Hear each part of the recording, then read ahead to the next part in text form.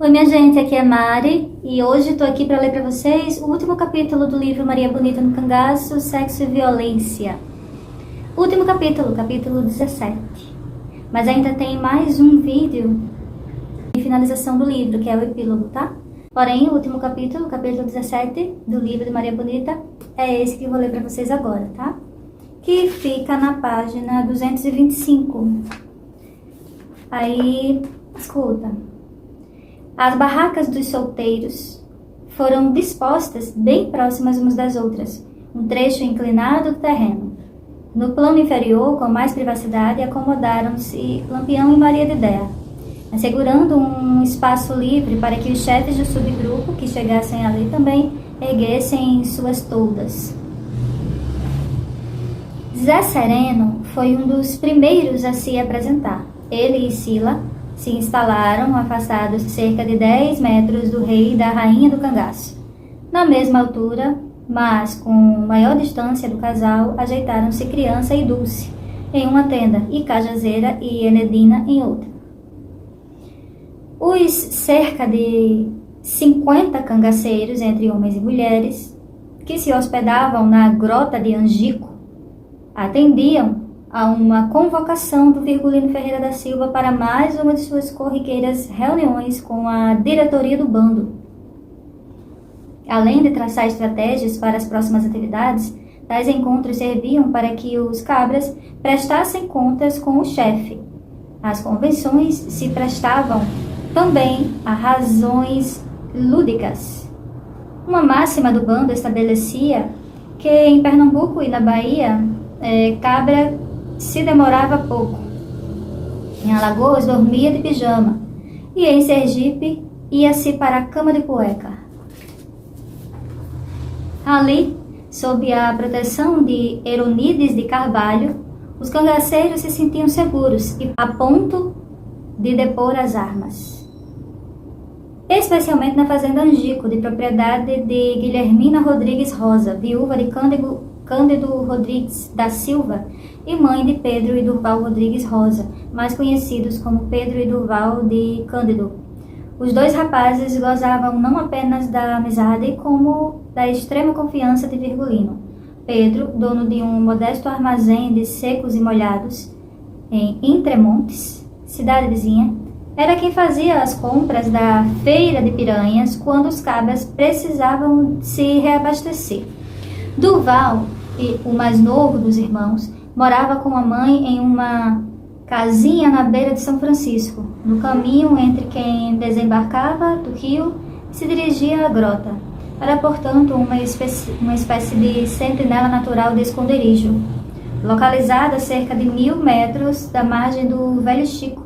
A Grota do Angico é uma espécie de vale onde se chega depois de vencida uma série de ladeiras, cuja dificuldade na subida e descida decorre tanto da inclinação quanto das grandes pedras dispostas ao longo da trilha. Lampião escolheu o lugar não apenas pela segurança, como também pelo conforto. Um riacho que passa pela região. O Tamanduá garantia o abastecimento de água para o grupo, sem necessidade de deslocamento até o São Francisco. Na tarde do dia 26 de julho, uma terça-feira, Lampião mandou chamar até o acampamento os irmãos Pedro e Durval. Tão logo se colocaram à disposição do capitão, receberam tarefas. Quarta era dia de feira em Piranhas e Pedro deveria ir até a cidade e fazer uma compra grande para o grupo. Entre os itens que constavam da lista preparada por Virgulino estavam arroz, feijão, carne seca, farinha, sal, rapadura, frutas e uma enorme quantidade de bebidas. A Durval caberia providenciar 2 bodes para o almoço do dia seguinte e máquinas de costura para que Maria e Sila costurassem roupas para um rapaz de 17 anos recém-integrado ao grupo, José, sobrinho de Lampião, filho de sua irmã virtuosa. Algumas horas depois, Durval concluiria a missão. Mandaria entregar a Lampião as máquinas de Sila e Maria e os bodes para a refeição principal do dia 27 de julho. Das primeiras horas de quarta-feira, Como combinado, Pedro de Cândido se dirigiu à feira de Piranhas para comprar mantimentos para o grupo. Encheu 2 enormes cestos presos à cangalha de um jegue, com cereais, rapaduras, carne, queijos e bebidas variadas. Também comprou agulhas, botões e retalhos de tecido. Mesmo sendo dono de um pequeno comércio, nada justificava uma compra daquele tamanho. Tampouco sua reduzida preocupação em pechinchar, pagando o quanto os feirantes pediam, sem pechinchar. O movimento suspeito de Pedro chamou a atenção de Joca Bernardo, que trabalhava em uma fazenda na cidade de Pão de Açúcar, em Alagoas, e tinha ido à feira naquele dia para vender queijo. Embora fosse coiteiro de Lampião, Bernardo vinha agindo como infiltrado, colhia informações sobre o bando e transmitia para o sargento Aniceto Rodrigues, comandante de uma volante de 8 homens e namorado de uma das filhas do prefeito de Piranhas. João Correia de Brito, ao sair da feira e ter vendido uma boa quantidade de produtos para o perdulário comerciante, Joca Bernardo procurou o sargento Aniceto e lhe assegurou que Virgulino estava nas redondezas. Não podia precisar o lugar exato, mas sabia quem tinha a informação: Pedro de Cândido. O sargento Aniceto Rodrigues dispensou Joca Bernardo e se encaminhou até a estação ferroviária, onde funcionava o único telégrafo de Piranhas. Pediu ao telegrafista Valdemar Damasceno para escrever a seguinte e enigmática mensagem para o tenente João Bezerra, que se encontrava em Pedra de Delmiro, cidade próxima. Boi no pasto, venha urgente, entre aspas. Bezerra respondeu a mensagem de pronto. Sem a mesma preocupação com disfarces, orientou Aniceto Rodrigues a reunir seus homens, conseguir um caminhão e se dirigia ao seu encontro no meio do caminho entre Piranhas e Pedra Bezerra. Faria sua parte do trajeto a pé com seus homens. Antes de pegar a estrada, Rodrigues deu um jeito de espalhar aos 4 ventos a informação de que estava deixando a cidade para caçar cangaceiros no município de Inhape. Piranhas ficaria desguarnecida, informou. Mas não havia nada a temer, os bandoleiros estavam bem longe dali. Ao que tudo indica, Pedro de Cândido foi um dos muitos a acreditar na lorota. Horas depois, quando entregou as compras a Lampião, disse para ele relaxar. Se o friozinho permitisse, afinal, nas noites de julho, as temperaturas caem dos 20 graus às margens do Velho Chico. Virgulino poderia até dormir de cueca, e Maria, se fosse o caso, apenas com as calcinhas vermelhas que usaria naquela noite. As tropas do tenente João Bezerra e do sargento Aniceto Rodrigues se encontraram em um ponto distante, a 4 léguas de Pedra e a 5 de Piranhas. Bezerra estava em desvantagem porque fizeram o percurso a pé. Ao todo, as duas equipes somavam 48 homens, armados com metralhadoras portáteis das marcas Bergmann, de 1918 e 1934, e Royal, de 1932. De lá, seguiram de caminhão até Piranhas. No porto da cidade, reservaram 3 pequenas canoas conhecidas como chatas. Por ordem de Bezerra, as chatas foram amarradas umas às outras com corda, de forma a permitir que navegassem juntas, como se fossem uma só balsa. Distribuídos na improvisada embarcação, os 48 homens desceram o Velho Chico, atravessando a fronteira entre Alagoas e Sergipe na direção de Poço Redondo.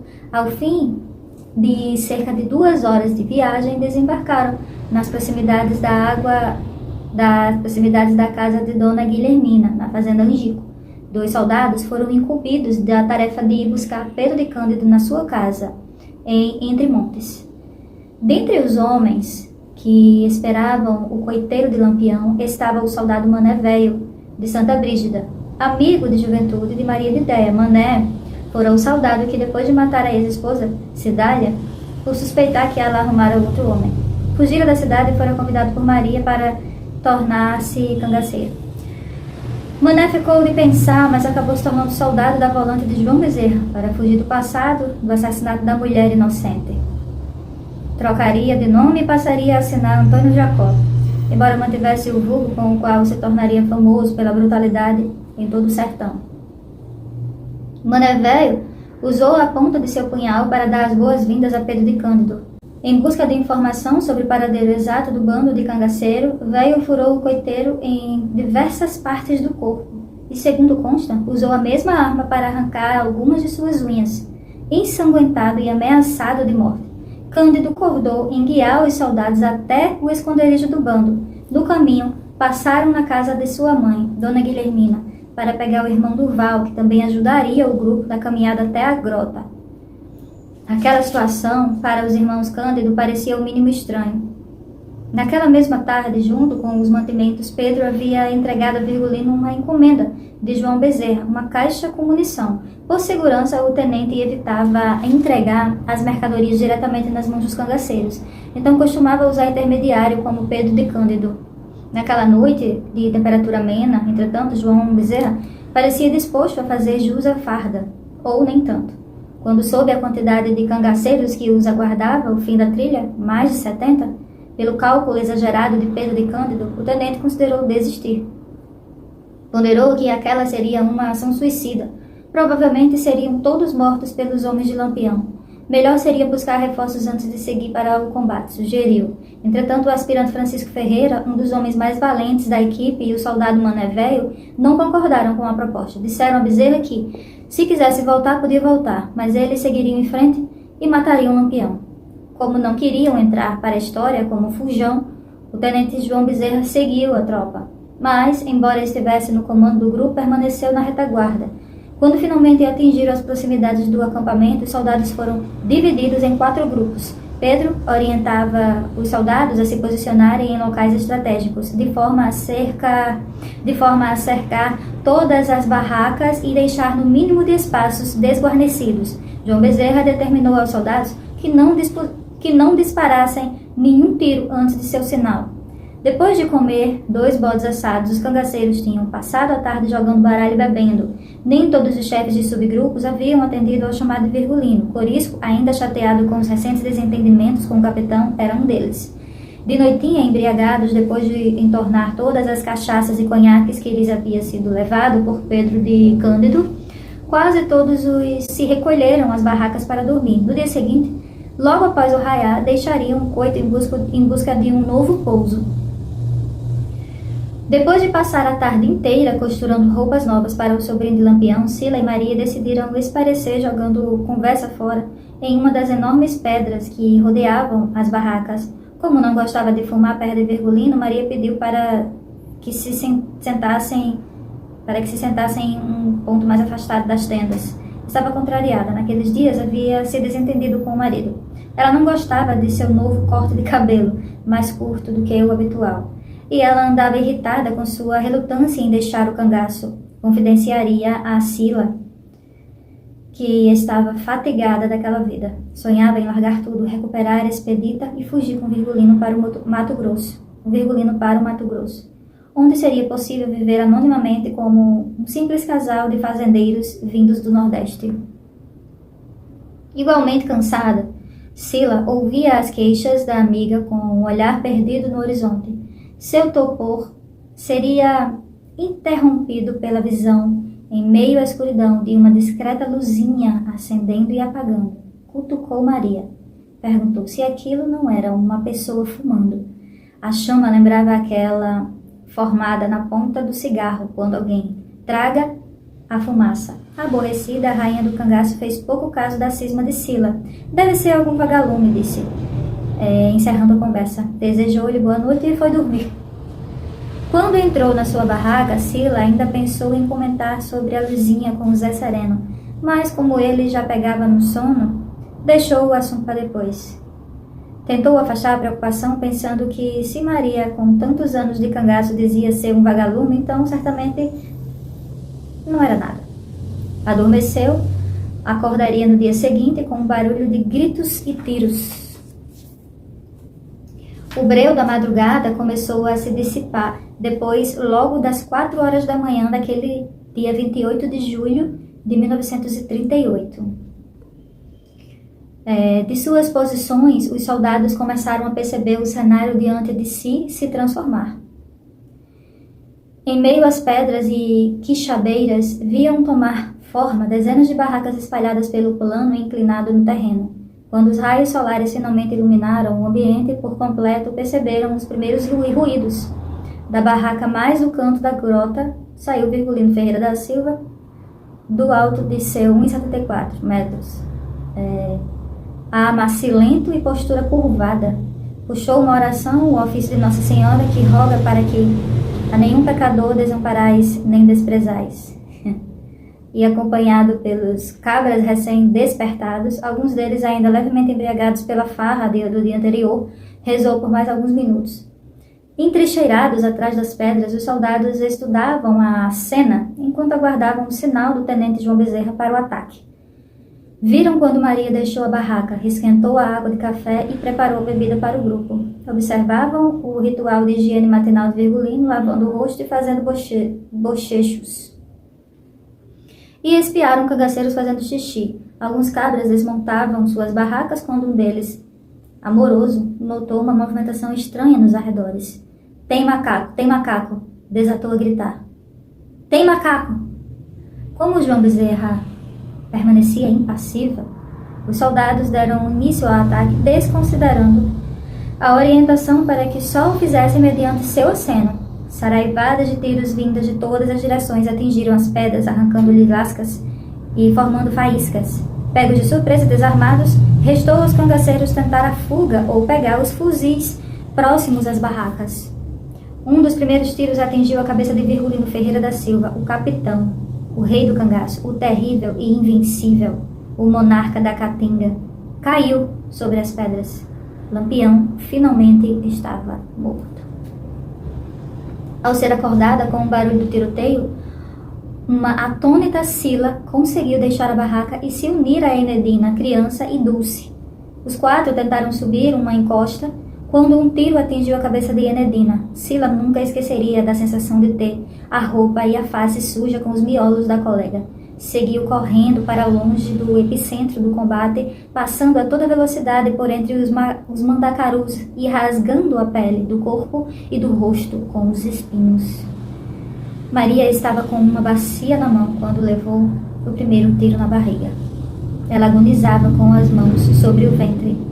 No momento em que o soldado Sebastião Vieira Sandres puxou o facão e degolou Lampião, depois teria emprestado a arma para que o colega José Panta de Godoy fizesse o mesmo em Maria de Déa. Também aproveitou para dar um tiro na cabeça do cachorro Guarani, que corria de um lado para o outro, e grunhia assustado com o barulho dos disparos. O cão tombou perto de Maria. Conforme contaria depois, o soldado Godoy ignorou os suplícios da cangaceira para que o deixasse viver. Assim como os jurados da morte de Lampião tentavam apelar para os bons sentimentos de sua mulher, ele teria contado a Godoy ter uma filha para criar. Ele não se sensibilizou. Com um só golpe, arrancou-lhe a cabeça, ainda com vida. Conforme seu relato, para ajudar o sangue a escorrer, estava surpreso com a quantidade que jorrava pela base. Bateu com as mãos no topo do crânio.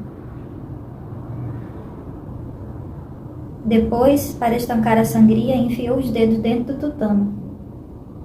Admirou-se com sua coloração de um branco danado. Depois de se livrar da trabalhosa tarefa,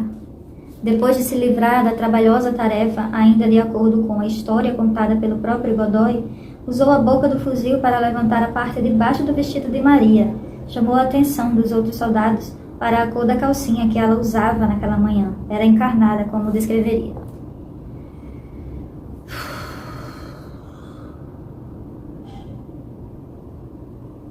Ao todo, 11 cangaceiros foram assassinados cerca de 20 minutos, que duraram a chacina de Angico. Entre os soldados, houve apenas uma baixa, a do soldado Adrião Pedro de Souza, ao que tudo indica, vítima de fogo supostamente amigo. Segundo se comentaria por anos, em todo o Baixo São Francisco, Adrião fora morto por encomenda de um marido traído. Um colega aproveitara a ocasião de chacina para dar fim ao Dom Juan, sem levantar maiores suspeitas. Zé Sereno conseguiu escapar. Ainda como o o cabra amoroso, cujo grito deu início aos disparos, e o novato José, sobrinho de Virgulino. Balão fugiu com uma alpercata no ombro, outra no pé direito. Nervoso, não conseguiu se calçar. Mergulhão, o irmão de Sila, também seria fuzilado. Todos tiveram suas cabeças cortadas. Embora não houvesse obedecido à ordem de João Bezerra para atirar apenas ao seu sinal, a maioria dos soldados concordou em depositar os pertences recolhidos dos cangaceiros em um só monte para ser dividido posteriormente entre eles. Mané Velho se recusou. Ele entregara o apurado, o que incluía as mãos de Luís Pedro arrancadas, para que longe dali conseguisse extrair os anéis dos dedos. Nos bornais e na barraca de Maria Lampião, os oficiais pegaram joias, uma fortuna em dinheiro, cuja verdadeira quantia seria para sempre um mistério, e 2 caixas repletas de cartas trocadas entre o cangaceiro, coronéis e políticos influentes do Nordeste. Havia também, segundo boatos, uma foto do capitão com o famoso tenente da polícia alagoana. Aqueles documentos seriam devolvidos aos interessados mediante pagamento de alta quantia para que não fossem extraviados e chegassem aos jornais. Antes de deixar a grota do Angico e recolher os objetos e o butim dos cangaceiros, as tropas do tenente João Bezerra e do sargento Aniceto Rodrigues acomodaram as 11 cabeças dos cangaceiros e o corpo do soldado Adrião na embarcação. Deixaram os corpos decapitados dos bandoleiros ao relento para deleite dos urubus. O de Maria seria abandonado com as pernas abertas e um pedaço de madeira enfiado na vagina. Um detalhe chamaria a atenção de um soldado condoído que se demorara observando-lhe os restos mortais. Sua mão direita pálida, escapando do vestido, é uma louça essa mãozinha, observou o homem. Quando Maria Gomes de Oliveira morreu, nasceu Maria Bonita. E assim acabou este último capítulo 17. Note que a violência ela abrangia todas as pessoas, né? Homens, mulheres, velhos, jovens, né? Bebês. A violência era generalizada. Porém, a maneira que a violência era feita com as mulheres é uma coisa... Tem um diferencial, né? É uma coisa perturbadora, né? Então é isso, gente. Acabou o último capítulo. Eu volto no último vídeo para ler o epílogo do livro, tá? Obrigada pela companhia, por ouvir. Um cheiro e até a próxima. Tchau.